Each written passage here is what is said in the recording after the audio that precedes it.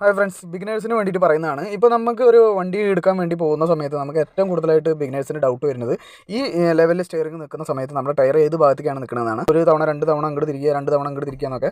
അപ്പോൾ അതൊന്നും ചെയ്യേണ്ട ആവശ്യമില്ല. നമുക്ക് ഏറ്റവും സിമ്പിളായിട്ടുള്ള ഒരു പരിപാടി ഞാൻ പറഞ്ഞുതരാം. ചിലവർക്ക് അറിയുന്നതായിരിക്കും, ചിലവർക്ക് അറിയാത്തവർക്കായിട്ട് പറയുന്നതാണ് സ്റ്റിയറിംഗ് ഇങ്ങനെ നിൽക്കുന്നത്. ഇപ്പോൾ നമുക്ക് വണ്ടിയുടെ ടയർ ഏത് ഭാഗത്തേക്ക് നിൽക്കുന്നത് അറിയാനായിട്ട് പറ്റില്ല. അപ്പോൾ അതിന് ഏറ്റവും ബെറ്റർ ആയിട്ടുള്ള ഒരു കാര്യം എന്താണെന്ന് വെച്ച് കഴിഞ്ഞാൽ നമ്മൾ ജസ്റ്റ് വണ്ടി ഒന്ന് സ്റ്റാർട്ട് ചെയ്തിട്ട് നമ്മൾ ഫസ്റ്റ് ഗിയർ ഇട്ടിട്ട് ജസ്റ്റ് ഒന്ന് ചെറുതായിട്ടൊന്ന് ക്ലച്ച് റിലീസ് ചെയ്ത് കഴിഞ്ഞിട്ട് വെച്ചാൽ വണ്ടി ഏത് ഭാഗത്തേക്കാണ് പോകുന്നത് നമുക്ക് കറക്റ്റായിട്ട് മനസ്സിലാക്കാൻ പറ്റും.